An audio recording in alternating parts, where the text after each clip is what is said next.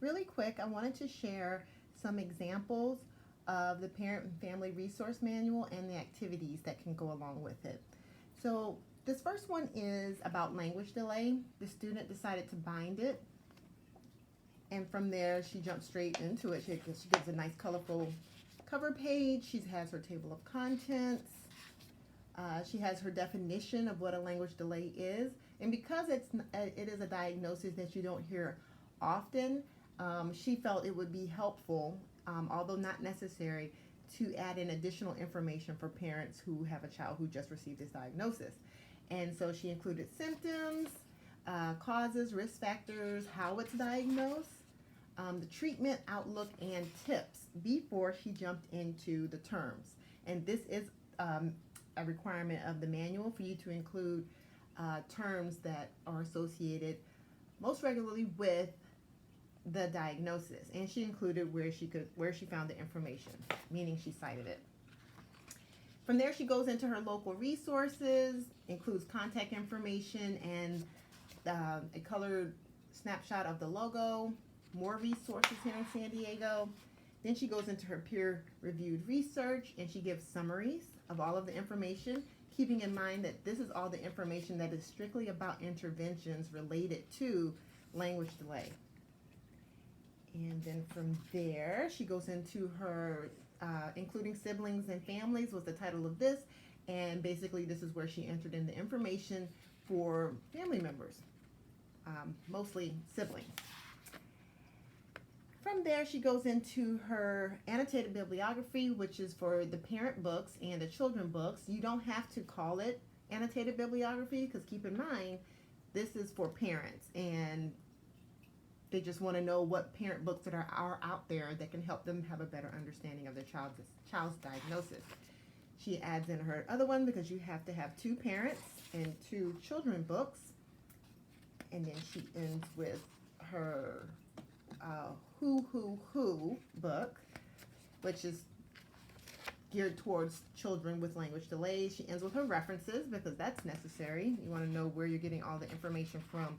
And her last page was her lesson plan, and it came out really, really cute. She chose to do story time, and she talked about the goal, she talked about how to use it and the materials, and how you basically take 4 pictures and then you have the children create a story off of it. You can give them all 4 pictures, or you can just give them one. The whole goal is to get the child talking.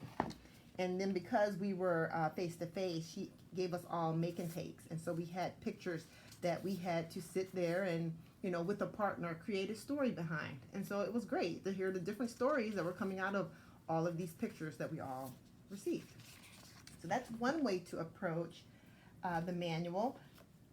This young lady did hers on cerebral palsy, and her supervisor liked it so much that she asked her to kind of step it up a notch so that way it could be included in the lobby.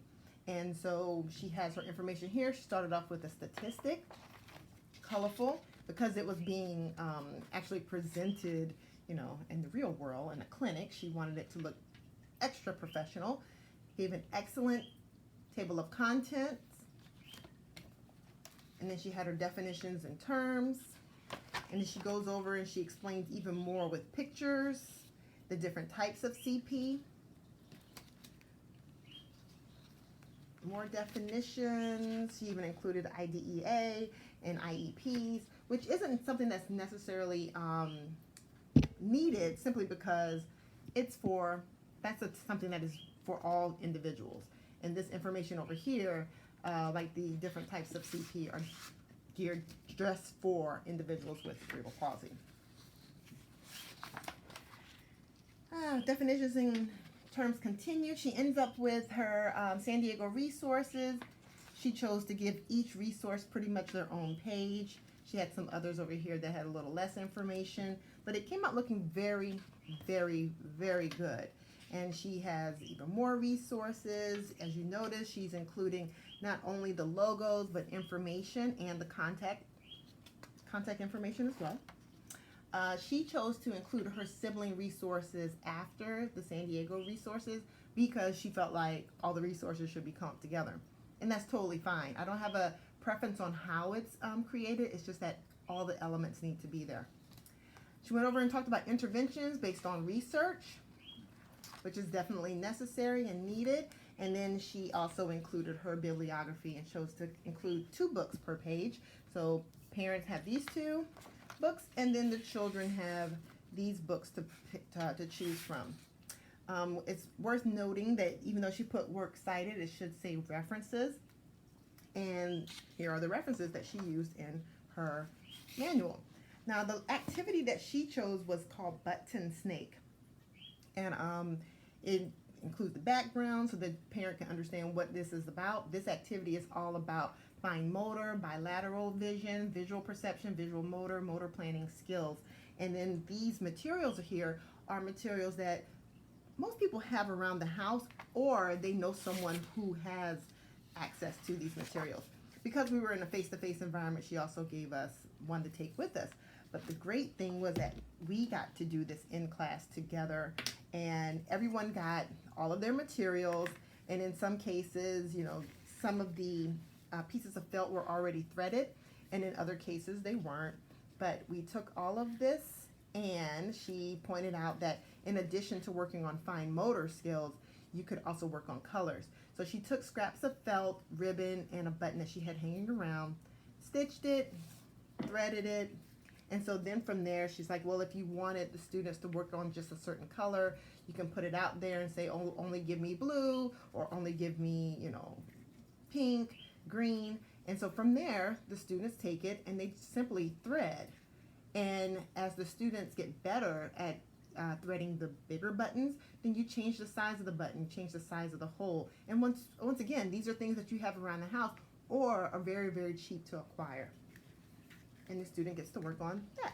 So that's a great activity that parents can give to their children to even work on at home by themselves.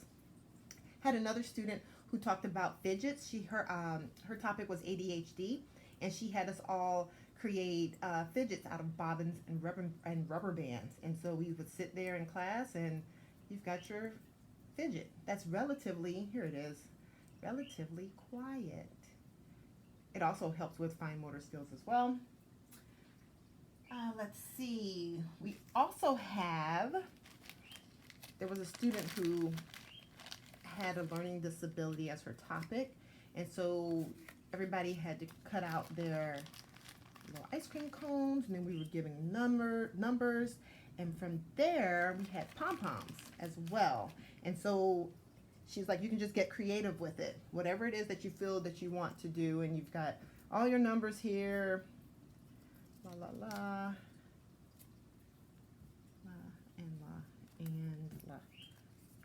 and you got your colors. And she's like, well, you can take the different colored palms, but maybe you want to only focus on even numbers, or maybe you only have 1 red and 2 green and 3 blacks, or however you want to put it. And then you can have the student put everything on there based on numbers. Like, you know, let's put, you know, how many reds do we have? They'll say 1. Let's put 1 at the top. So now you're working on spatial orientation, you know, seeing if students understand that, you know, it goes at the top, or, you know, let's put the orange in the middle, or if we had, you know, if these were both pink, let's put the pinks at the bottom, you know, across from each other, or near the bottom, or the pink and green. And so you can either correlate it that way, or you can just say, let's just put 3. And, you know, you put them all on the ice cream cone and say, I want you to leave just 2 pom-poms on the ice cream cone. And so then you wait and watch the child take away until there's only 2. So you can get creative. You can approach it in a variety of ways. And all of these activities were great activities to accompany the Parent and Family Resource Manual.